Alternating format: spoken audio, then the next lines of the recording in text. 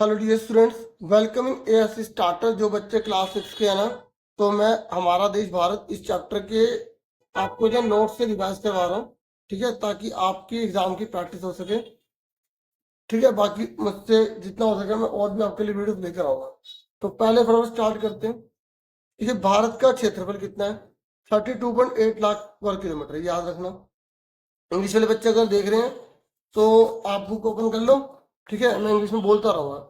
जो इंडिया का जो एरिया है ना, वो कितना है? 32.8 लाख स्क्वायर किलोमीटर है। और ईस्ट में इंडिया के कौन है? हिमालय है। ठीक है, पश्चिम में यानी कि वेस्ट में कौन है? ठीक है, इंडिया के वेस्ट में पूछ रहा है। ठीक है, साउथ में नहीं पूछ रहा। ठीक है, क्या पूछ रहा है? वेस्ट में। देखो ये है ना इंडिया का मैप, तो यहाँ पर पूछ रहा है वो। यहाँ पर कौन है? अरब सागर है, ठीक है ना, अरेबियन सी। और पूर्व में कौन है? ईस्ट में कौन है? बंगाल की खाड़ी। और दक्षिण में कौन है? हिंद महासागर, ये नीचे। ठीक है, ये आपको पता होना चाहिए, मैप में भी आ सकता है। उसके बाद उत्तर में लद्दाख से लेकर दक्षिण में कन्याकुमारी तक का कितना विस्तार है, मतलब इंडिया का एक्सपेंशन कितना है? ये जो उत्तर है ना, आप ये देख रहे हैं, ये उत्तर में मतलब लद्दाख से लेकर दक्षिण में कन्याकुमारी तक, यहाँ से लेकर यहाँ तक कितना एक्सपेंशन है पूरा इंडिया का? यहाँ से यहाँ तक कितना है? 3200। ठीक है, यहाँ से लेकर यहाँ तक। और फिर पूरब में अरुणाचल प्रदेश से लेकर पश्चिम में कच्छ तक इसका विस्तार कितना है? यहाँ से यहाँ तक कितना विस्तार है, कितना एक्सपेंशन है ये? कितने लंबा है? यहाँ पे कितनी दूरी होती है? 2900। ठीक है, और 2011 के अनुसार इंडिया की पॉपुलेशन कितनी थी? 120 करोड़। ठीक है, ये सारा बुक में मेंशन किया गया है, से ज्यादा। ठीक है, 120 करोड़ से ज्यादा लिख देना। ठीक है, और 2011 के अनुसार इंडिया वर्ल्ड पॉपुलेशन में सेकंड नंबर पर था। ठीक है, अभी का नहीं लिखेंगे, 2011 के हिसाब से पूछेंगे आपके एग्जाम में। और भारत कौन से गोलार्ध में? उत्तरी में, उत्तरी यानी कि नॉर्थ में है।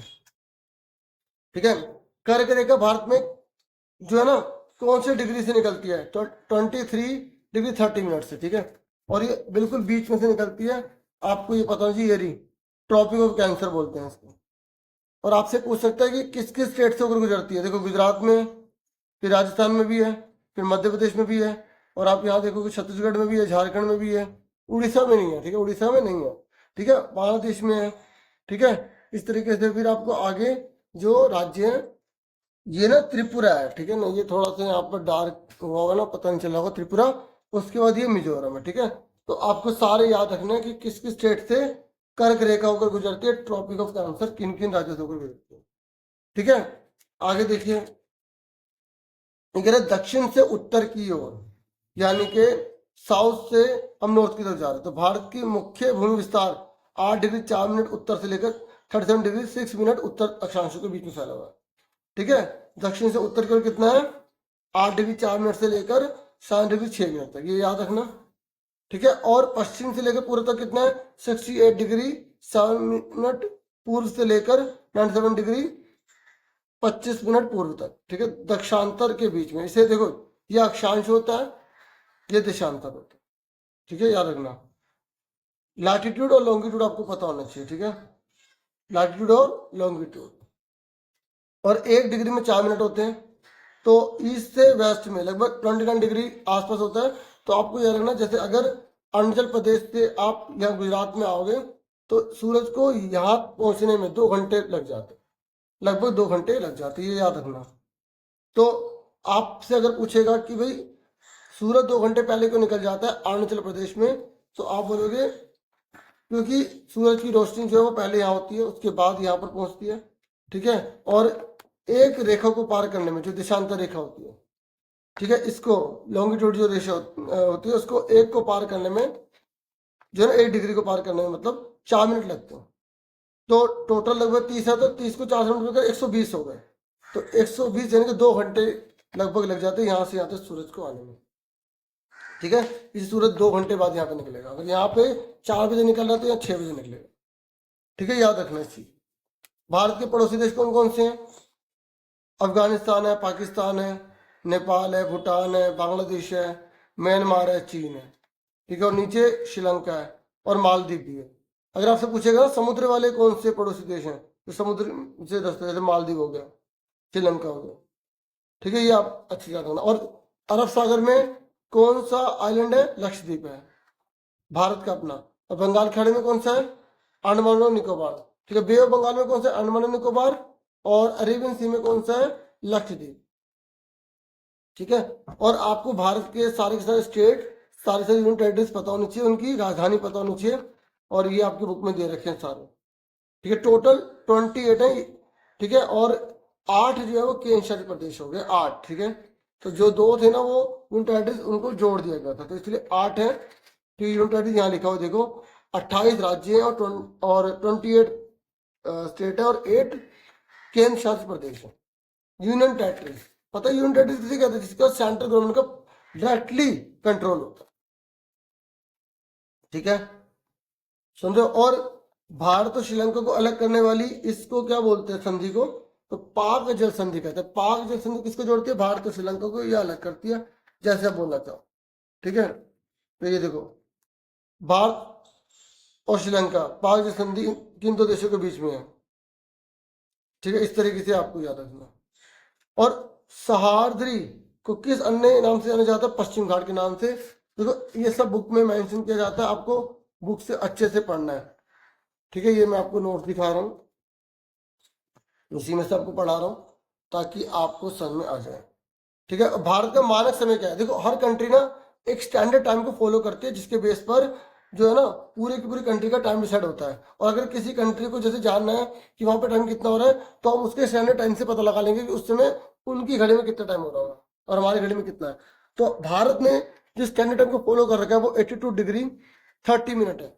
ठीक है, मिर्जापुर है यूपी के अंदर। ठीक है, उससे लिया गया, उसी को पूरे इंडिया के लिए टाइम जो डिसाइड करने की बात की गई है, ये आपको याद रखना है। ठीक है, भारत में कितने राज्य हैं, कितने स्टेट है? 28। और कितने यूनियन टेरिटरीज हैं? 8। ठीक है, और भारत का भौतिक विभाजन क्या है, मतलब फिजिकल डिवीजन क्या है? इंडिया के अंदर पर्वत भी है, पठार भी, मैदान भी, तट भी, द्वीपसमूह भी है। और जो पर्वत है ना उसमें 3 पार्ट आते हैं, एक आता है वृहत हिमालय, एक मध्य हिमालय, एक शिवालिक। ठीक है, ये तीनों याद रखना। तो ग्रेटर हिमालय है ना, उसमें सारे ग्लेशियर है, बर्फ से ढके हुए हैं। और ये हमारी किस प्रकार मदद करता है? अगर ये ना होता तो दिल्ली तक सारी बर्फ जम जाती, और हमारे पास जो इतने डायबिटी के फूड्स हैं या ग्रेन्स हैं, ठीक है, या हमें बहुत सारी चीजें जो मिल पाती है वो ना मिल पाती। मध्य हिमालय में हिमाचल है, शिवालिक सबसे दक्षिण में स्थित है, हिमालय में, हिमालय के दक्षिण में पड़ेगा ना शिवालिक। तो ये तीनों के तीनों पर्वत के पार्ट है भारत में। ठीक है, बाकी पठार, मैदान, मैदान में अगर पूछे मैदान में कौन कौन सी नदियां बहती है, तो गंगा, सिंधु, ब्रह्मपुत्र, ये उत्तरी मैदानों में भारत में बहती है। ठीक है, सिंधु, गंगा और ब्रह्मपुत्र। और विश्व की सबसे पुरानी श्रृंखला कौन, सबसे पुराने पहाड़ कौन से भारत में? और जो विश्व के अरावली श्रृंखला। अरब सागर में गिरने वाली नदियां कौन सी है? नर्मदा और तापी। देखो ये जो अरब सागर है ना, इसमें कौन सी 2 नदियां गिरी? नर्मदा और तापी, ये आपको याद रखना। और बंगाल खाड़ी में कौन सी नदियां गिरती है? कृष्णा, गोदावरी, महानदी है तो गोदावरी हरी। ठीक है, तो ये आपको याद रखना है, ये नदियां जो है यहाँ गिर जाती हैं बंगाल खाड़ी में। और एक पश्चिम घाट है, एक पूर्वी घाट है। ठीक है, एक वेस्टर्न है और एक ईस्टर्न है, तो दोनों याद रखना, पश्चिमी घाट पश्चिम में है, पूर्वी घाट पूरब में है। ठीक है, अभी मैं आपको और बता देता हूँ, इसके बारे में मैंने लिखा हुआ है। ठीक है, ये देखो, ये हो गया उत्तरी मैदानों की, हो गया सिंधु, गंगा, ब्रह्मपुत्र। फिर अरब सागर में गिरने वाली नदियां कौन सी? नर्मदा और तापी। बंगाल खाड़ी में गिरने वाली नदियां कौन सी? महानदी, गोदावरी, कृष्णा, कावेरी। ठीक है, ये देखो पश्चिम घाट और पूर्वी घाट में अंतर आ जाए तो आप क्या बताओगे? ईस्टर्न घाट और वेस्टर्न घाट में डिफरेंट आ रही है, तो क्या बताओगे? पश्चिम घाट, इसका विस्तार एक समान रूप से, मतलब हर जगह एक जैसा है, जबकि पूर्वी घाट में बीच बीच में टूटा हुआ है, असमान है, इक्वल नहीं है। एक बात और बता देना, पश्चिम घाट पूरब में, पश्चिम घाट पश्चिम में है, पूर्वी घाट पूरब में। ठीक है, इस तरीके से बता देना। और भारत के 2 द्वीप समूह है, लक्षद्वीप समूह, अंडमान एवं निकोबार द्वीप समूह। ठीक है, लक्षद्वीप की राजधानी क्या है? कावा रहती है। सुनामी 2004 में भारत में आई थी, अंडमान निकोबार द्वीप समूह। और जो इंदिरा पॉइंट है वो पूरा पानी में डूब गया, ये आपको पता होना चाहिए। पाक संधि भारत और श्रीलंका के बीच में है। और सुंदरबन डेल्टा क्या है? बंगाल की खाड़ी में गंगा और ब्रह्मपुत्र नदियों के मुहाने पर सुंदरबन डेल्टा स्थित है, ये आपको याद रखना है। ठीक है, तो मैंने आपको बता दिया, अभी आगे भी है। ठीक है, ध्यान सुनना। तो पश्चिम घाट को सह्याद्री कहते हैं, मैंने अभी आपको बताया। हिमालय का अर्थ है बर्फ का घर, हिम जमा आलय, बर्फ का घर, ठीक है। सहायक नदियां किसे कहते हैं?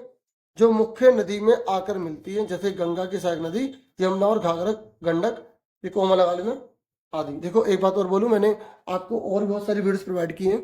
जो बच्चे इस समय न्यू हैं वो प्लेलिस्ट में जाकर सारी वीडियोस देख लें, पेपर के रिगार्डिंग आपकी बना रखी हैं, फाइनल टर्म के अकॉर्डिंग बना रखी हैं, ठीक है। बाकी मैं कोशिश करूंगा कि डिस्क्रिप्शन में भी आपको लिंक दे दूं, ठीक है। दिल्ली की नदी का नाम क्या है? यमुना। बिहार की नदी का नाम कोसी गंगा। यूपी की नदी का नाम मैंने गंगा, यमुना, सरस्वती भी लिख सकते हैं, ठीक है। तो यहाँ पर लिखा है, बाकी वहाँ पे और बहुत सारी नदियां हैं जिनके अलग अलग नाम है, ठीक है। तो मैंने यहाँ पर आपको इतना ही बताया क्योंकि मेन मेन ये है, ठीक है। अरब सागर कहाँ पर है? अरब सागर में मतलब यूँ पूछेगा लक्षद्वीप कहाँ पर है, तो अरब सागर में, अंडमान निकोबार द्वीप समूह का, बंगाल की खाड़ी में। ये देखो, ये रहा और अरब सागर में ये रहा, ठीक है। ये देखो, और याद रखना कि जो ये जो पश्चिमी घाट है ना, इसमें कौन सी पहाड़ी है? ये अनामलाई, याद रखना है, ठीक है, ठीक है। और जो ये पूर्वी घाट है, ठीक है, यहाँ पर है महेंद्रगिरी। कौन सी? महेंद्रगिरी। तो यहाँ इन्होंने मेंशन नहीं की गई, मैंने बता दी। बाकी आराम से पूरे मैप को देखना, ठीक है। ये विंध्य की श्रेणी है, ये चंबल नदी है, ठीक है, गंगा नदी। तो इतना डीपली नहीं पूछेगा। और ये देखो, ये याद रखना, ये बच्चे कहते हैं कि हमने पढ़ा नहीं था। सिंधु की सहायक नदियां कौन सी होती हैं? सिंधु की सहायक नदी होती है सतलुज, रावी, चिनाब, झेलम, ठीक है। और यहाँ ब्यास भी होगी। ये आपके सिलेबस में ये दे रखा, इतना याद रखो। और अरावली की पहाड़ी ये याद रखना, ठीक है, ये राजस्थान में, याद रखना, ठीक है, ठीक है। और चंबल नदी याद रख लेना। चलो, इसमें इतना बहुत है ना। ये ब्रह्मपुत्र नदी जा रही है ना। चलो, अब ये मैंने आपको इस चैप्टर को रिवाइज करा दिया। और एक बात और बता दूं, देखो आपका सिलेबस जो है उसमें ज्योग्राफी में 1 2 6 है, पॉलिटिकल साइंस में 2 4 6 है, हिस्ट्री में 2 3 6 7 लेसन, और मैप वर्क इसमें से कवर किया जाएगा 2 3 7 2 6। इतना ही था इस वीडियो में। Thank you for watching and listening carefully. Take care student.